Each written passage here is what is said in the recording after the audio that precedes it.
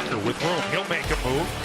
He'll work this one out in front. Hall with a chance. Montreal with a second chance. They score! Hall throws it out in front. There's a huge net front presence. And for Taylor Hall, that's a big goal as Carolina ties this one at 1. Taylor Hall. His opportunity goes off of Suzuki. Suzuki thought it was out. Linesman say keep it in. Hall still playing. Wait! And his shot was labeled for the upper corner. Just 2. Off-field will keep it in. He goes across the ring. They'll score! Kane Gooley's second of the game with 1:12 left here in the second period. And it's 3-1 Montreal. Welcome to the Canes Corner podcast, everyone. I am Adam Gold. Thank you very much for spending some time with us. Penultimate regular season Canes Corner podcast. We will be joined by a special guest in a matter of just a few minutes. The gentleman who does Canes Prospects is going to join us. And we're going to, because there were a lot of prospects. So why not talk about them, right? So let's do that. Tonight's game was as expected. So there you go. I thought Carolina, for the most part, played a very good game. Didn't really get rewarded, but I do want to play one reward that I just didn't have time for in the open, because I think there was a significant thing to discuss here. Tries to get a shot through, deflected out in front. Montreal with the save. Still loose, they score! Tyson Jost cleans up the change, and the Canes are within 1. What a tip from Nadeau on the way in. Yeah, Bradly Nadeau in front. A very, very, very nice thing to see. And a lot of prospects tonight. So we're going to talk about that. Because, again, what was tonight about? Tonight, at the very least, or at the most, you're maybe trying to help Columbus out to get a postseason spot. But you wanted to see some good things. And we saw some good things for some prospects. And we saw some not so good things from current players. But again, man, these games are hard to play. And you got different the only pairing that is on the blue line that was anything close to regular was we saw a lot of Gostisbehere and Walker, but we also saw a lot of different combinations on the back end. But it was a game I thought that Carolina could have won had they just had a little bit of maybe a little bit of luck, but a little bit of finish. And the first thing we're going to talk about here is tonight was yet another opportunity for Pyotr Kochetkov to maybe restore some credibility. And the weird thing about it is that if we eliminate the 3 goals and 2 curious decisions with the puck, one to just give it away for a chance, which Kochetkov made a great save on, and the delay of game puck over glass, if we eliminate the 3 goals and those 2 plays, I thought there was a ton of good from Kochetkov tonight. Like, he made a lot of good saves. And the funny thing is that he made the good saves on the more difficult opportunities. He had the breakaway on Anderson. He had Caulfield. He had Suzuki. I think there was a 2-on-1. I think he got a piece of the puck that went off the bar. So, again, it's such a mixed bag. And I'd love to just say, if this were like December, I could take the positives out of this and be cool with it. Because there really were 6, 7, 8 really good saves tonight. But while the first goal was through a screen, it went through his body. Can he get that one? All right, we let it go because he made a bunch of good saves right after that, and I thought he was dynamite. I loved his game in the second period until the Nick Suzuki goal made it 2-1. And in that case, you just can't let him beat you short side from that angle. You just can't. So, yeah, that And then the goal, the second Caden Gooley goal from distance. Was there a screen? Yeah, sort of. Not really. Not enough. Make a save. And I've been saying this for many, many years. It's actually Tom Barrasso's old saying about you're only as good as the goals you allow. So in that case, Kochetkov wasn't good because he allowed 2 goals that needed to be stopped. I heard Rod Brind'Amour in the postgame. In some ways, he was trying to paint a good picture for it. And he did say that Kochetkov made a bunch of good saves, but got to have goals 2 and 3, especially as well as Carolina played in the period. You go into the third period in a 1-1 game. I think you feel really good about your chances because at this point, Montreal is tighter than a tick. Unfortunately, allow those 2 goals, and now it's 3-1. You're chasing the game, and while Carolina was good in the third, I thought Montreal was good early in the third, and then Carolina about midway through really tilted the ice.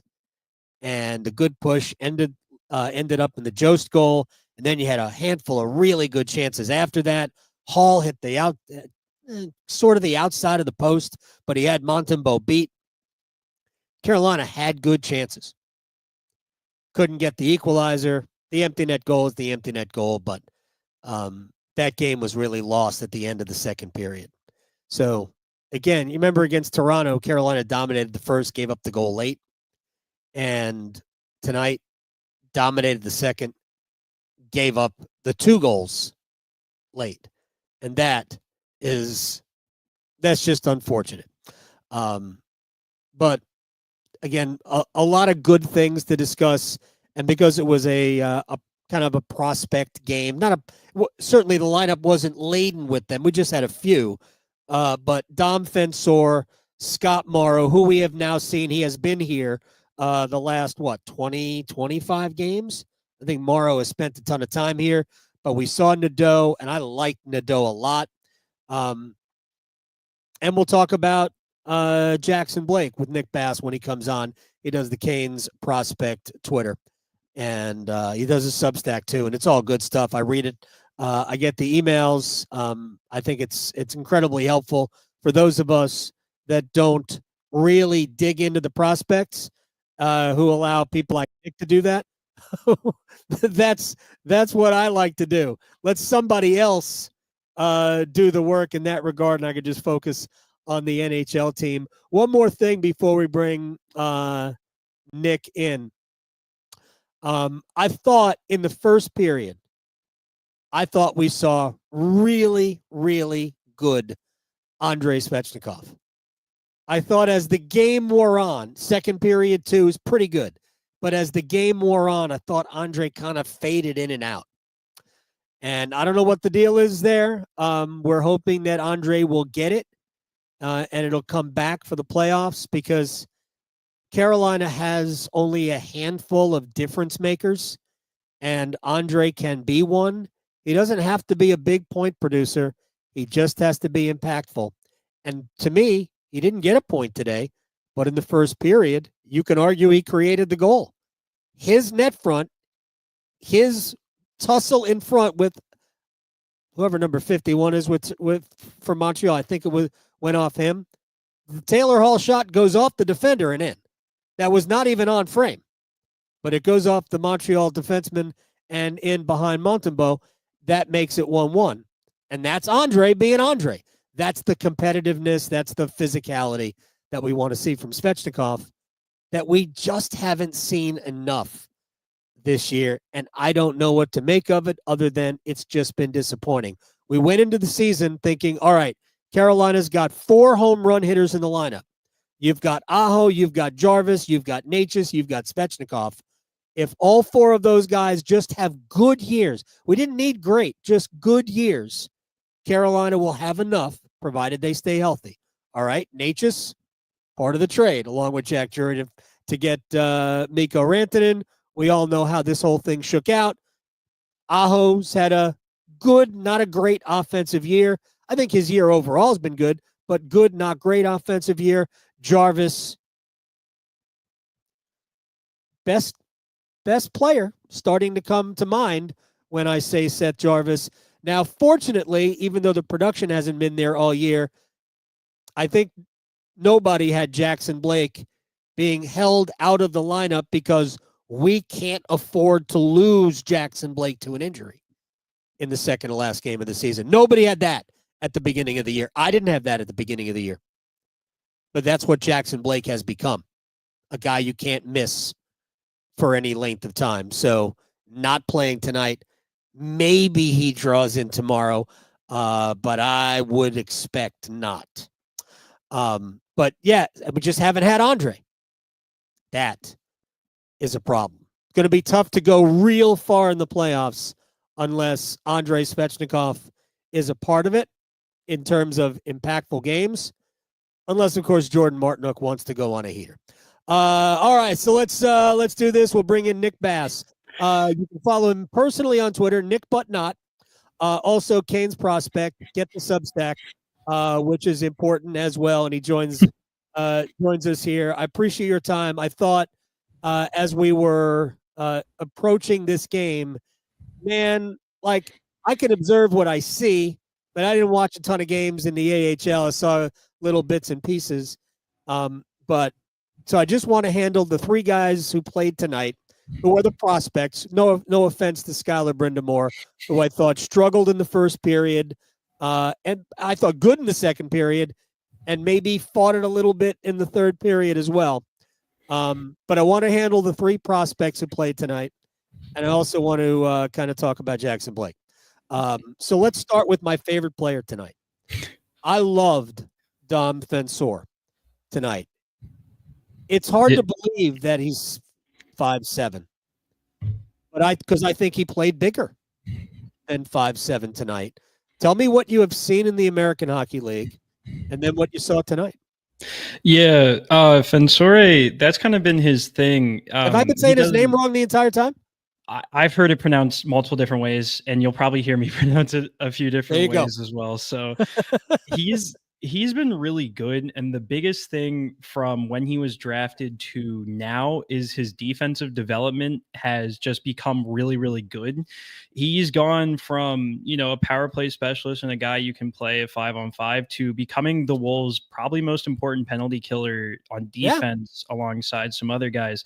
And he just looked really good so far in the AHL, hovering around, half a point per game. And I thought he looked exactly the same as what he had shown at the AHL level tonight. I'm really happy that he looked good. And I understand that people are going to have qualms because he's shorter, but you can see in his play, he doesn't let that affect him. And it honestly works in his strength because his skating is so well developed for his age. Yeah, I mean, he's a tremendous skater. I used the comparison as a player, and this is about the offensive part of his game. He made a move on the blue line in the first period where he kind of deked to the left and brought the puck toward the middle, and walked the line. And I'm like, Tony DeAngelo used to do that with regularity. And again, if you're being compared in some ways to DeAngelo offensively, I would consider that a compliment. I was just really impressed. He gets pucks through. And he, by the way, killed penalties tonight. He was part of the penalty kill tonight. And I thought he looked pretty good. He anticipated a great play, great pass, intercepted it, and took it the other way. Didn't get a great opportunity shorthanded, but that's fine. Dumped the puck in deep and then either got off the ice or retreated to continue playing defense. But I liked him, and I thought he showed some things. Yeah, I was really happy about that, and I was really his stick is also really active as well. You saw it on the shot block on the penalty kill as well. So I mean, I was ecstatic that he got called up in the first place, and to see him play really well, and see a lot of fans online kind of see what he has shown at the AHL level at the big league is also just a really nice thing to see. Yeah, I mean, look, who knows what their blue line makeup is going to be next year. We'll talk about Alexander Nikishin in a second. We're probably not going to see him in the playoffs, barring an injury. He's not even in the United States yet. So, I don't even know you may know the rule better than I. Can he play in the AHL playoffs? Because I'm not sure he can. I don't believe so. I don't. Yeah, because I think you had to be on the roster, or at least in the organization by a certain time to play in the AHL playoffs. I don't know how it works. He could play in the NHL playoffs, but he can't play in the AHL playoffs. So I don't know. That seems screwy to me, but whatever. So we're going to talk about him just briefly in a minute. Scott Morrow's been here a while, and to me, Morrow was a little bit of a mixed bag tonight, and he's been a mixed bag in his appearances. I think he's had some really good games. I think he's had some poor games. I actually think he had both tonight because I think he did some good things, and I think he made some defensive mistakes, and he lost the puck a few times, and he's got to learn how to play harder along the wall and in front of his net because I don't know that he's that good offensively to ignore it. I think he is good offensively, and I'd love to see him, get some. Well, we're not going to see it now unless he does it tomorrow against Ottawa. Some power play time. He gets a little bit, but I'd like to see more of it.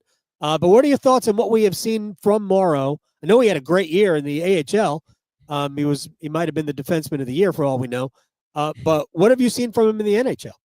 Yeah, Morrow, obviously, it still shocks me that this is technically his rookie year because in my head he's been in the AHL for longer, but this is his first year and everything. So there's a lot good. I think at the AHL level he was a lot more comfortable making plays because he wasn't trying to just get thrown out of the lineup. Like it wasn't like a threat in the back of his mind. But I do think at the NHL level you can see the good. There was a few times, at least tonight, that I saw where he made a good pass out of the zone or he made a good pass in the zone, but you can also see where he might have some struggles, which is, maybe not using his size, which, I mean, he's 6'2", probably close to 200, and he doesn't use it as effectively as he probably could. Yeah. But I think once he clears that up and I also would like to see him maybe with a stronger defensive partner just to help him mask some of the mistakes he makes. But I think there is a pretty decent NHL guy there and a guy that definitely has a lot of potential on the power play. I just don't know. I don't think that'll happen this year, but I'm definitely interested in a lot more going forward. And if he has a really good developmental summer. So you talk about having a defensive partner.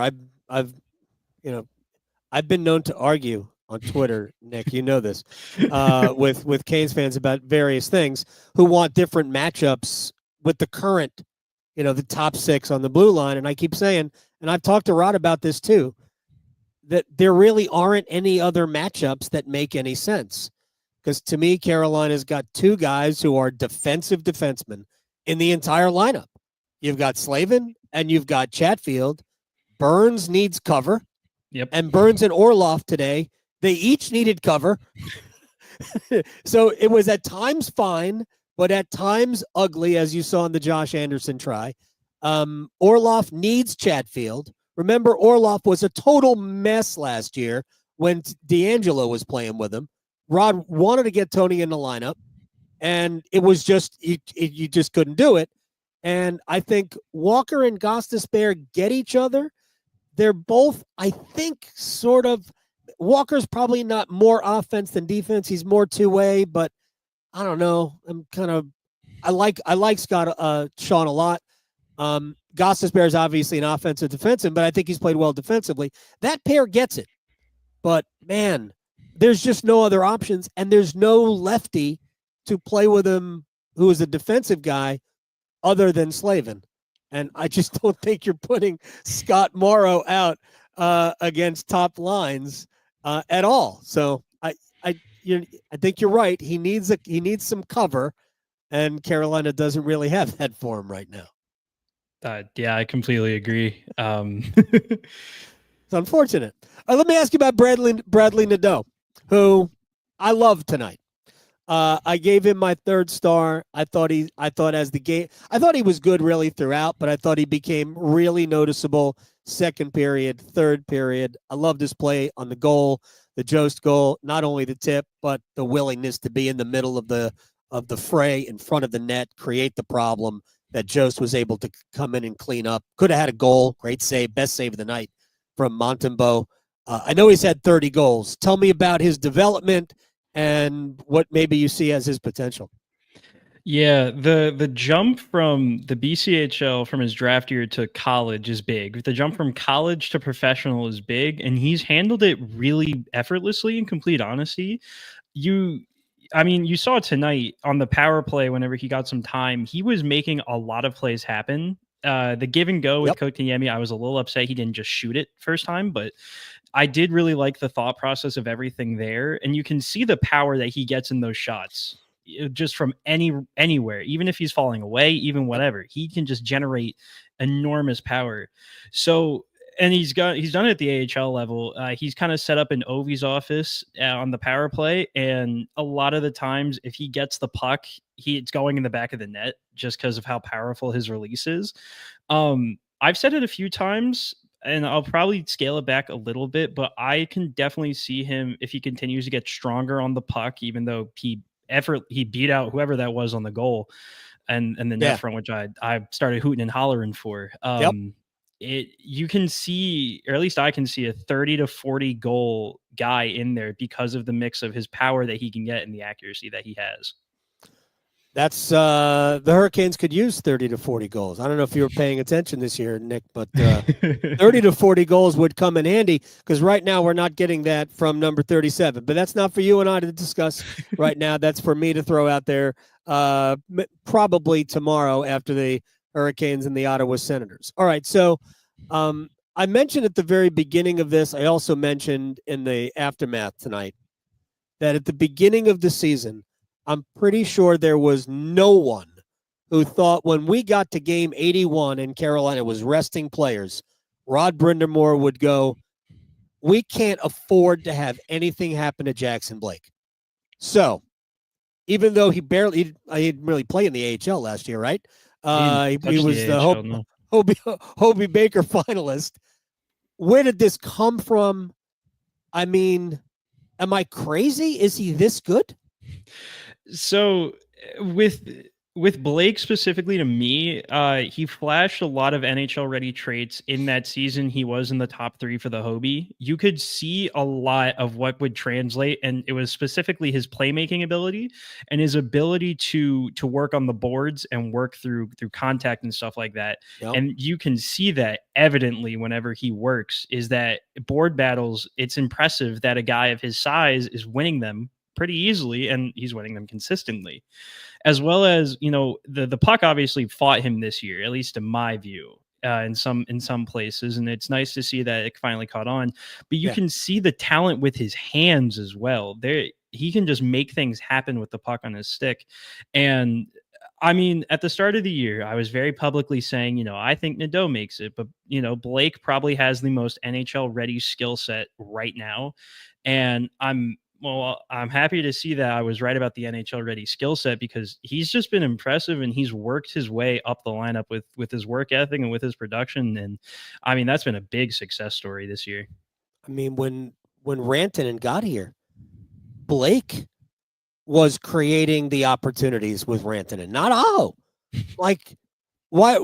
I just couldn't figure out why people weren't seeing what I was seeing, because I'm probably more cautious with prospects, and he's still a prospect, right? Because he's a rookie. He's still a prospect to me. But the way he has played, and I likened it to this, the whole saying, you fake it till you make it. I thought Blake is naturally confident, but I thought he was confident without necessarily being like, there's a thing about I think I can do it to I know I can do it. And I think he was, I think I can do it for maybe the first half of the year, to now he knows he can do it. And to watch him play now, because you mentioned the wall battles, to me, that's been the most noticeable thing. I can't believe how many times this guy goes into the corner or along the wall and comes away with the puck. Way more often than he doesn't come away with the puck. I'm blown away by that. So anything else to say about Jackson before I ask you about the Russian kids who likes ice cream in Turkey? Yeah, I mean, I'm a little sad that this is gonna be my only year with him in the NHL or in professional, because obviously he'll stop being a rookie next year, so yeah, it'll be passed on. But I mean, he's just been unbelievable, and it's probably been one of the cooler moments seeing him work his way up the lineup and now become a guy that you rest because you don't want anything to happen to him. I mean, I didn't have that on the bingo card before the season started. All right. We don't know when Alexander Nikishin's actually going to play because the visa issues. I think they're closer. Problem is, and a lot of people want to know why did Ivan Demidov get to the Canadiens so quickly? Might have something to do with the fact that Canada has an embassy in Russia and we don't. And so we have issues. You would think, based on everything that's gone on, you would think we would have an embassy in Russia, but we don't. Never we have a pipeline. They're besties. But talk to me about Nikishin. I'm sure you watched at least some grainy footage from the KHL this year. We know he's good.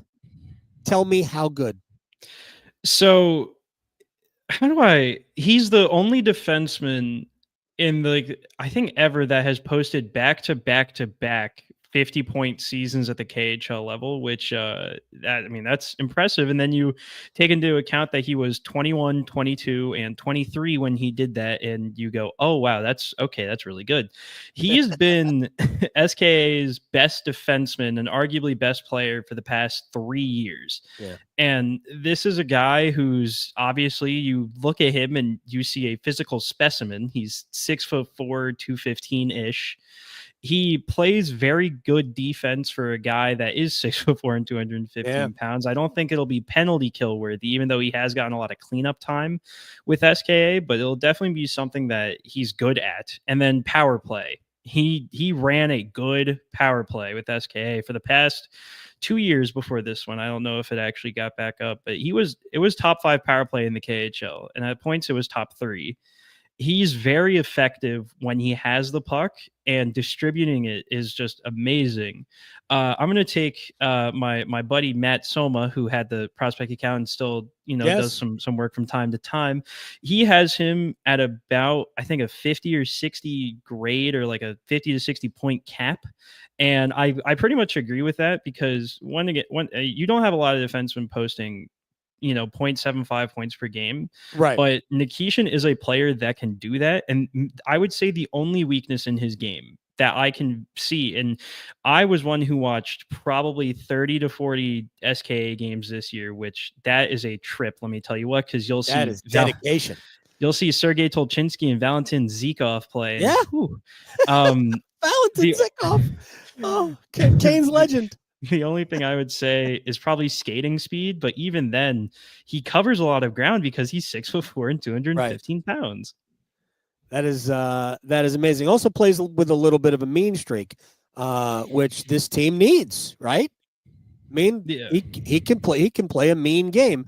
Can he play his offside? Because that would certainly create some possibilities that down the road he could play with Slavin, but can he play his offside? Right now, I guess the better pairing for him is Jalen Chatfield, who can certainly cover for any mistakes. But can he play his offside? Yes. He played, I don't know how many, but he did play a good few amount of games on his offside over the past few years, and he looked basically the same. So I've also said that Chatfield's probably the perfect partner for him, because Chatfield's skating ability helps itself, and also his defense. So yeah, no doubt about it.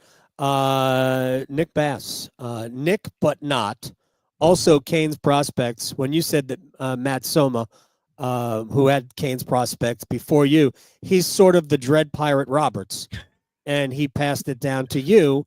And then eventually you'll go on to bigger and better, and you'll find the next Dread Pirate Roberts. Always good to work in Princess Bride. I appreciate your time, Nick. This was I appreciate you doing this. I really do. Thank you so much, and I will call you again. Thank you. Please do. You got it. That is Nick Bass, Canes Prospects. You should check out the Substack, by the way. I read it all the time. We did the rank. He does the rankings, top 5 prospects of the month. There are always honorable mentions, and then you can read up, especially because, I don't know, 80% of the prospects are in Russia. All right, we're going to jump out of here. We didn't have a ton to do today. Wasn't so much focused on the game. We talked about the goaltending. We talked about Andrei Svechnikov. We'll kind of wrap up the season tomorrow night when the Hurricanes take on the Ottawa Senators. This has been the Canes Corner podcast, brought to you by the Aluminum Company of North Carolina. If it is for the exterior of your home, you can find it at the Aluminum Company of North Carolina on Hamlin Road in Durham. No place like it. Sammy Hanna and his crew do a great job. You should check them out. Promise. You will thank me later. Tomorrow, regular season wrap-up against the Ottawa Senators. Maybe we'll do a 3 stars of the season. I bet you can figure out who the 3 stars will be. We will see everybody tomorrow night on the Canes Corner podcast. I am Adam Gold. Again, thanks to Nick Bass from Canes Prospects. We'll see everybody tomorrow.